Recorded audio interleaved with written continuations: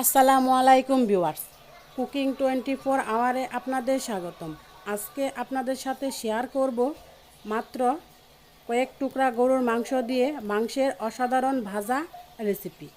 আর এই রেসিপিটা বানানোর জন্য আমি নিয়েছি অল্প সিদ্ধ করে রাখা চর্বিযুক্ত মাত্র 5-6 টুকরা গরুর মাংস, নিয়েছি একটা আলু ও একটা টমেটো। এখন আলু, টমেটো ও মাংসগুলোকে আমি ছোটো ছোটো পিস করে টুকরো করে নেব।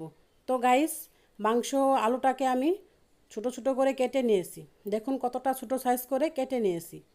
এবং টমেটোটাকেও আমি ছোটো করে কেটে নিয়েছি হাফ কাপ পেঁয়াজ কুচি, নিয়েছি দুটো পেঁয়াজ টুকরো করে কেটে, নিয়েছি একটা রসুন ছুলিয়ে। এখন কড়াইতে সামান্য তেল দিয়ে তেলটা গরম হয়ে গেলে দিয়ে দেব এলাচ, দালচিনি ও তেজপাতাটা দিয়ে দেব 4-5টা শুকনা মরিচ।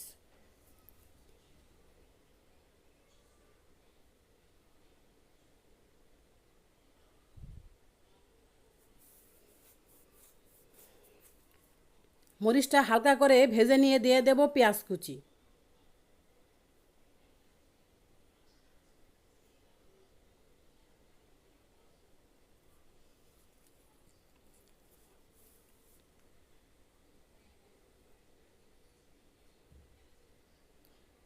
পেঁয়াজটাকে নেড়েচেড়ে হালকাভাবে ভেজে নিয়ে দিয়ে দেব পরিমাণ মতো কাঁচামরিচ, আদা ও রসুন বাটা।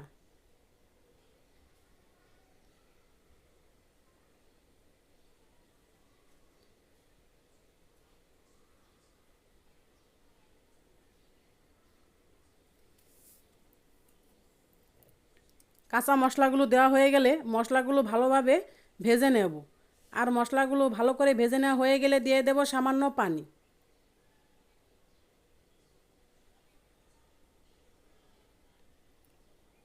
পানিটা দিয়ে দেব পরিমাণ মতো শুকনা মরিচ ও হলুদের গুঁড়া, দেব জিরার গুঁড়া ও সজের গুঁড়া, আর দেব স্বাদ মতো লবণ।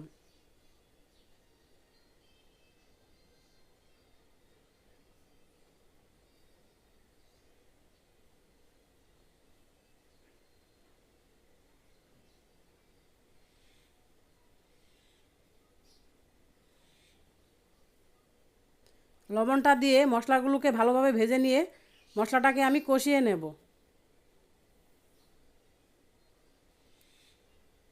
তো গাইস, মশলাটা কষানো হয়ে গিয়েছে, এখন দিয়ে দেব টুকরো করে রাখা মাংস ও আলু।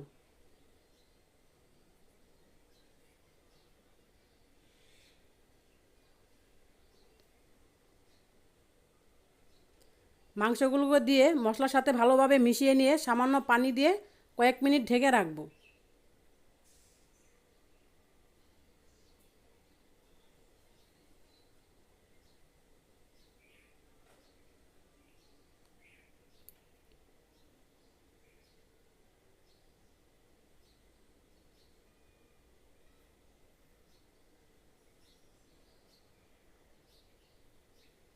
তো গাইস, মাংসটা আমার কষানো হয়ে গিয়েছে, আলুটাও মোটামুটি সিদ্ধ হয়ে গিয়েছে।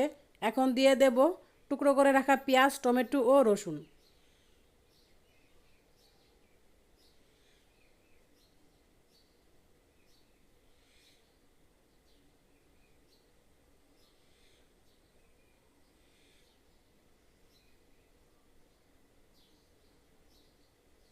পেঁয়াজ, টমেটো দেওয়ার পর ভালোভাবে নেড়েচেড়ে মাংসের সাথে মিশিয়ে নিয়ে আমি আবারও কয়েক মিনিট ঢেকে রাখবো।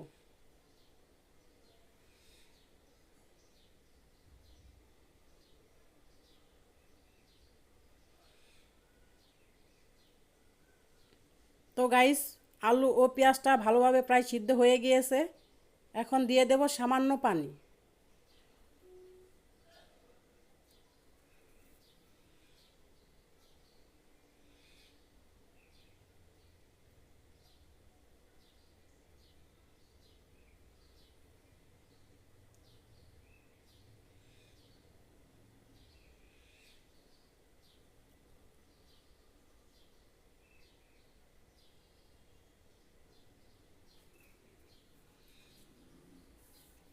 পানিটা দিয়ে মাংসের সাথে মিশিয়ে নিয়ে আমি কয়েক মিনিট ঢেকে রাখবো ভালোভাবে সিদ্ধ হওয়ার জন্য। আর আমার এই রেসিপিটা ভালো লাগলে আমার চ্যানেলে একটা লাইক দিয়ে সাবস্ক্রাইব করে অবশ্যই আমার পাশে থাকবেন। আর হঠাৎ করে যদি বাসায় মেহমান আসে, বাসায় যদি মাংসের পরিমাণ কম থাকে, তাহলে আপনারা এভাবে মাংস রান্না করে মেহমানগুলোকে খুব অল্প সময়ে বিদায় করে দিতে পারবেন।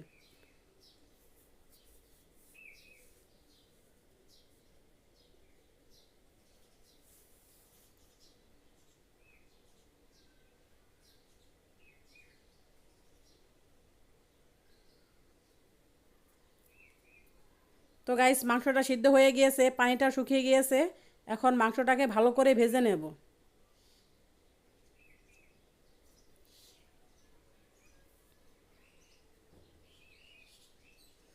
বারবার নাড়াচাড়া দিয়ে ভাজতে হবে, তা না হলে নিচে লেগে যেতে পারে। ভালো করে নেড়েচেড়ে ভেজে নিয়ে দিয়ে দেব এখন সামান্য জিরার গুঁড়ো।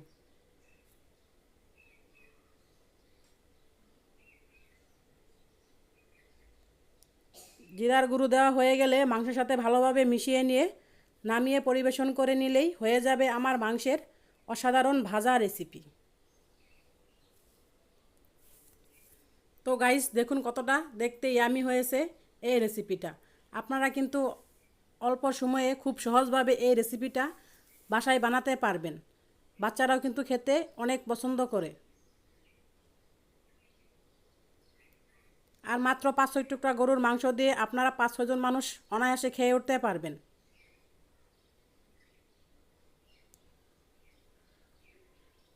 আল্লাহ হাফেজ।